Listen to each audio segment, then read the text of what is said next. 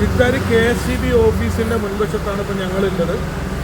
നമ്മളെ പ്രദേശത്ത് ഇന്ന് വെളുപ്പിന് ഏതാണ്ട് 3 മണിയോട് കൂടി കറണ്ട് പോയി.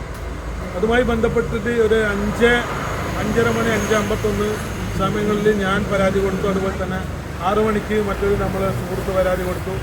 അങ്ങനെ ഒരുപാട് ആളുകൾ ഇവിടെ വിളിച്ചിട്ട് പരാതി പറഞ്ഞിട്ടും ഇപ്പോൾ ഈ സമയം ഏതാണ്ട് 12-14 മണിക്കൂറായി. ഇപ്പം ഏതാണ്ട് സമയം രാത്രിയായി.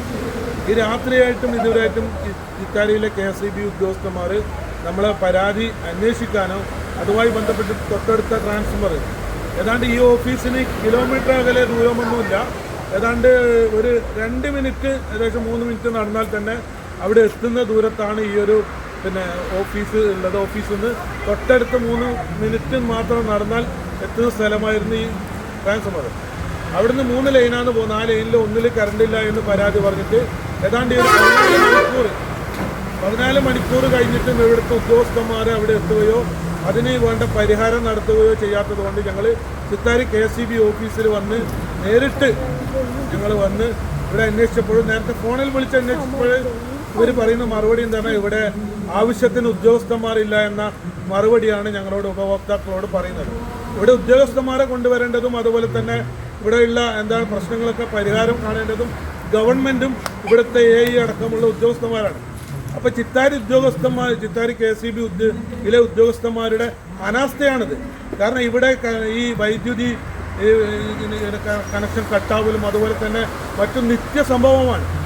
ഈ പല പ്രാവശ്യം നമ്മൾ പരാതി പറഞ്ഞിട്ടും ഇവരിതൊരു പരിഹാരമായി കാണുന്നില്ല. അപ്പം മഴക്കാലമായതുകൊണ്ട് ഇവർ പറയുന്നത് എന്താണ്, രാവിലെ മുതൽ മറ്റ് കംപ്ലൈൻറ്റുകളൊക്കെ ഉണ്ട്.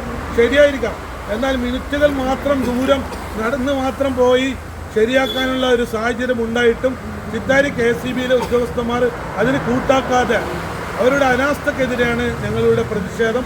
എന്തായാലും ഇതുമായി ബന്ധപ്പെട്ട ഉയർന്ന ഉദ്യോഗസ്ഥന്മാരും ഗവൺമെൻറ്റും ഇതിന് വേണ്ട പരിഹാരം കാണണം. ഞങ്ങൾ ശക്തമായി വരുന്ന ആളുകളിൽ ഞങ്ങളുടെ പ്രക്ഷോഭം ഉണ്ടാകും. ഇവിടുത്തെ ഒരുപാട് നാട്ടിലെ ആളുകളൊക്കെ അവിടെയുണ്ട്.